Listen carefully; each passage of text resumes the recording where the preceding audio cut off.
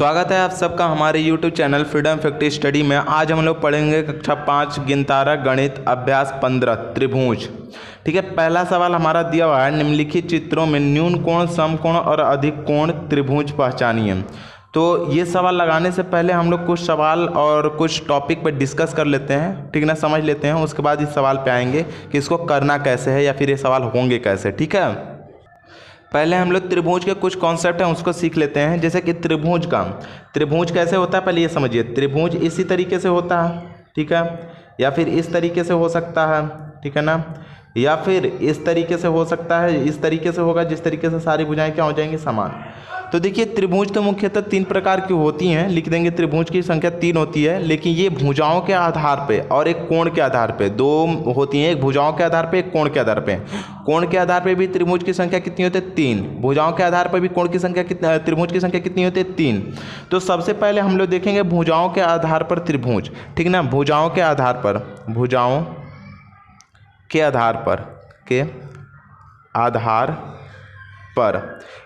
के आधार पर अगर जिसकी भुजा, ध्यान रखिएगा, जिसकी भुजा, दोनों भुजाएं समान हो, एक भुजा छोटी हो या बड़ी हो, उसको भुजा को बोलते हैं हम लोग क्या चीज़, समद्विबाहु। अगर ये ऐसा कोण दे देता है जिसको भुजाओं के आधार पर, ये भुजा के आधार पर नहीं, ये कोण के आधार पर है, ठीक है ना। तो ऐसा कोण जिसकी 2 भुजाएं बराबर हो, एक भुजा बड़ी हो, तो उसको बोलते हैं समद्विबाहु त्रिभुज। और जिसमें सभी भुजाएं क्या हो, समान हो, जिसकी सभी भुजाएं समान हो, उसको बोलते हैं हम लोग समबाहु त्रिभुज। शिक्षा, तो ऐसा लिख देते हैं पहला, जिसके, ठीक ना, जिस त्रिभुज के, ठीक ना, जिस त्रिभुज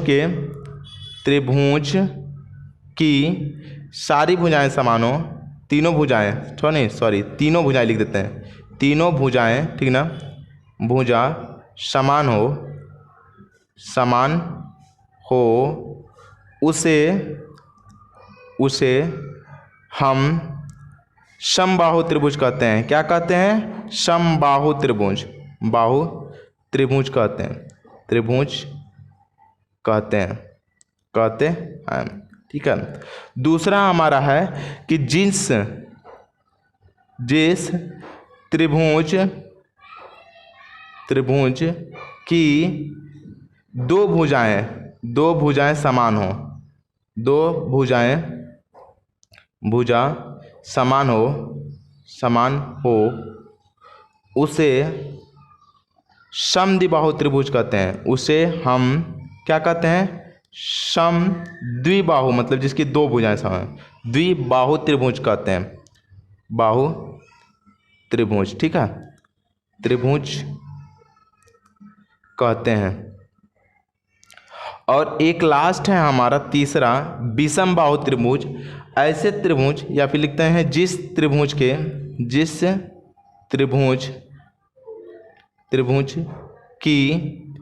कोई भुजा, ठीक ना, कोई भुजा समान न हो, उसे कौन सा कहते हैं, विषम बाहु त्रिभुज, ठीक ना, विषम बाहु त्रिभुज, है ये, विषम बाहु त्रिभुज कहते हैं। अब समझ में आ गया। पहला तो ये है जिसकी तीनों भुजाएं समान होती हैं, मतलब ऐसा त्रिभुज जिसकी तीनों भुजाएं समान होती हैं। एग्जाम्पल के तौर पे देख सकते हैं, जैसे कि ये हो गया हमारा, ये इसकी तीनों भुजाएं क्या हो जाएंगी, समान। जहाँ पे देखिए तीनों भुजाएं क्या हो जाएंगी, समान, मतलब इधर से भी ये समान रहे, इक्वल, तीनों तरफ से रहेगा, ये इक्वल, ये भी इक्वल, तो इसको बोलेंगे हम लोग, पहला हो जाएगा ये समबाहु त्रिभुज। जिसकी 2 भुजाएं समान हो, मतलब इधर से और इधर से हम लोग एकदम सही खींच लिए और एक छोटा कर दिए, ठीक है ना। तो ये देखिए, ये जो साइड वाले ये भी था इक्वल, ये भी इक्वल है, लेकिन ये क्या है, छोटा है, तो इसलिए हो जाएगा समद्विबाहु त्रिभुज। लेकिन ऐसा त्रिभुज जिसका कोई भुजा बराबर ना हो, जैसे कि मान लीजिए हम लोग इसके आगे जस्ट खींच लेते हैं, एक ऐसा खींच लेते हैं ऐसे, और मान लीजिए एक ऐसे खींच लिए और एक ऐसे खींच लिए, तो इसमें ऐसा खींचेंगे जिसमें तीनों भुजाएं बराबर ना हो, इक्वल ना हो, इसको बोलते हैं हम लोग विषम बाहु त्रिभुज। ये दूसरा होगा, ये तीसरा होगा, मतलब आप ऐसा देख के अनुमान लगा सकते हैं कि उसकी तीनों भुजाएं बराबर नहीं है, ठीक है ना। ये हो गया कॉन्सेप्ट इसका, भुजा के आधार पे। अब आते हैं हम लोग कोण के आधार पे, उसको देखते हैं। इसमें भी हम लोगों का 3 होता है, ठीक ना, कोण के भी आधार पे 3 ही होता है। पहला होता है न्यून कोण, ठीक ना, न्यून कोण त्रिभुज, ठीक है, त्रिभुज। इसको हम लिख देते हैं जिसके तीनों कोण क्या हो, न्यून कोण हो, मतलब 90 डिग्री से कम हो, जिसके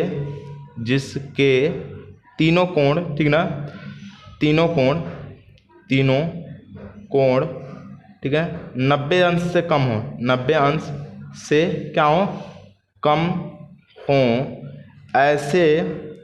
ऐसे त्रिभुज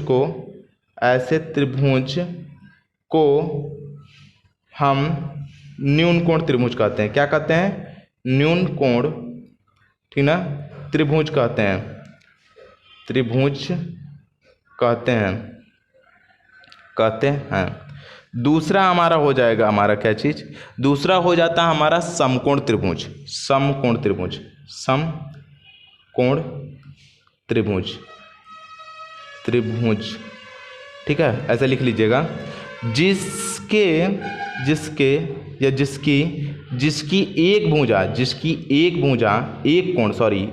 कोण क्या हो, 90 डिग्री का हो, 90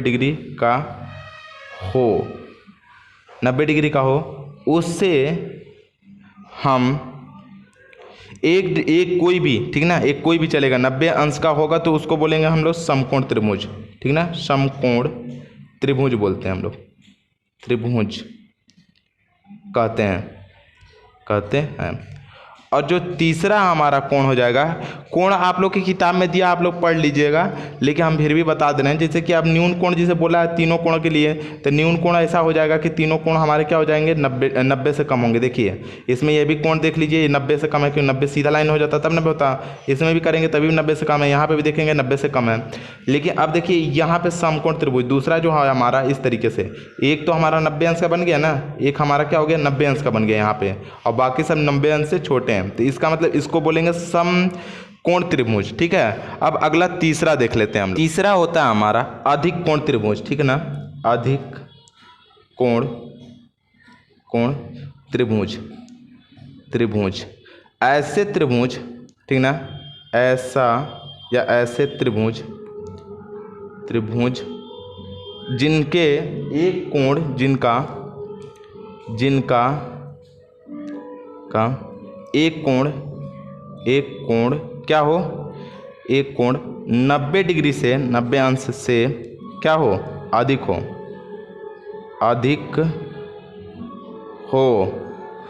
उससे क्या कहते हैं हम लोग, उसको अधिक कोण बोलते हैं, अधिक कोण कहते हैं,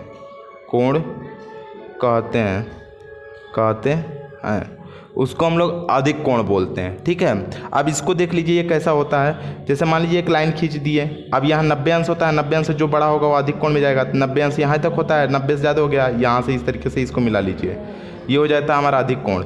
यहाँ पे देखिए ये अधिक कोण हो गया ना, 90 से ज़्यादा हो गया, 90 सीधा होता है, 90 अंश से थोड़ा सा ये इस साइड हो गया है, तो 90 अंश से अधिक हो गया, इसलिए अधिक कोण इसको बोल देंगे। नाम कुछ भी रख सकते हैं, A, B और यहाँ पे C, समझ में आ गया, तो इसको बोलेंगे हम लोग अधिक कोण, ठीक है।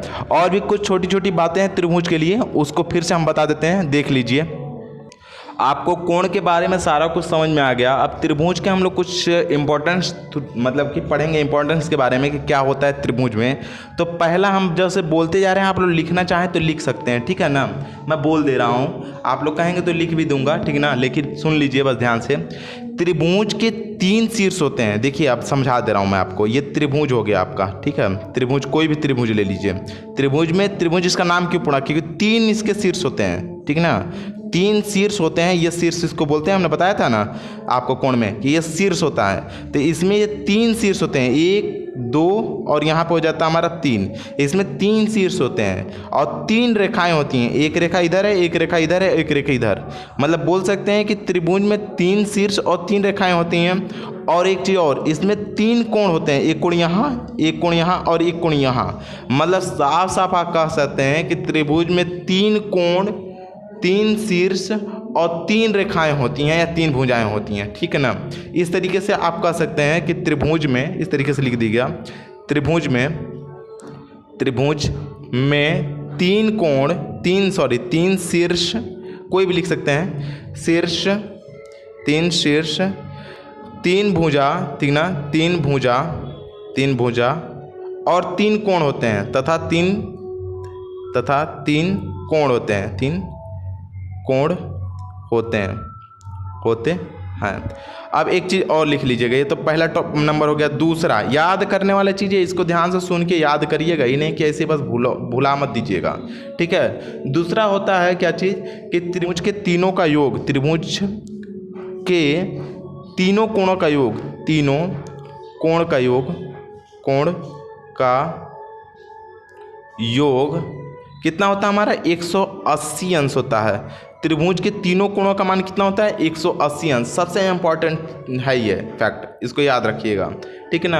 अब आते हैं हम इसके पहले सवाल पे और देखते हैं कि पहला सवाल है क्या। मैं अभी आप लोगों को जितना कुछ बताया हूँ उसको अगर ध्यान में रखे होंगे तो पहला सवाल बहुत ही आराम से कर लेंगे, ठीक है ना। अब देखिए इसमें क्या बोला है हमारा, कौन सा कोण का बोला है कि न्यून कोण, समकोण और अधिक कोण के त्रिभुज को पहचानिए। मतलब कोण वाले त्रिभुज को पहचानना, मतलब इसमें कौन सा एक कोण कौन सा है 90 डिग्री, मतलब इसको समकोण त्रिभुज बोलेंगे। इसको क्या बोलेंगे हम लोग, समकोण त्रिभुज, समकोण, क्योंकि हमने बताया था कि जिसमें एक 90 अंश का कोण बनता है उसको समकोण त्रिभुज बोलते हैं, त्रिभुज, ठीक है ना। अब देखिए इसमें भी एक 90 डिग्री दिख रहा है, इसका मतलब ये भी क्या हो जाएगा हमारा समकोण त्रिभुज, समकोण त्रिभुज, ठीक है, त्रिभुज। अब देखिए इसमें क्या है कि सभी क्या है हमारे इसमें समान है, सभी इसमें समान है नहीं, क्योंकि ये दोनों लंबे हैं, हमको नीचे वाले छोटे दिख रहे हैं। आपका अपनी किताब में देखिएगा चित्र, ये वाला चित्र क्या हो जा रहा है, छोटा दिख रहा है। इसका मतलब ये होता है कि इसमें दो भुजाएं तो समान है ये वाली, लेकिन हमारी ये वाली भुजा समान नहीं, इसको बोल देंगे समद्विबाहु त्रिभुज है। कौन सा है, समद्विबाहु। हम बताए थे कि जिसकी दो भुजाएं बराबर होती हैं या फिर दो कोण बराबर होते हैं उसको समद्विबाहु कोण बोलते हैं। तो यहाँ पर जगह समद्विबाहु, समद्विबाहु कोण है, समद्विबाहु कोण, ठीक है ना। समद्विबाहु त्रिभुज, सॉरी समद्विबाहु त्रिभुज, ठीक है ना। अब अगला चौथा में देखिए ये भी बराबर है, ये भी बराबर है और ये भी नीचे वाले बराबर है, चारों बराबर है, ये सॉरी तीनों बराबर है चौथे में, इसलिए हो जाएगा हमारा क्या चीज़, समबाहु त्रिभुज। इसको बोलेंगे हम लोग समबाहु त्रिभुज, बाहु त्रिभुज, ठीक है, ये हो जाएगा समबाहु त्रिभुज।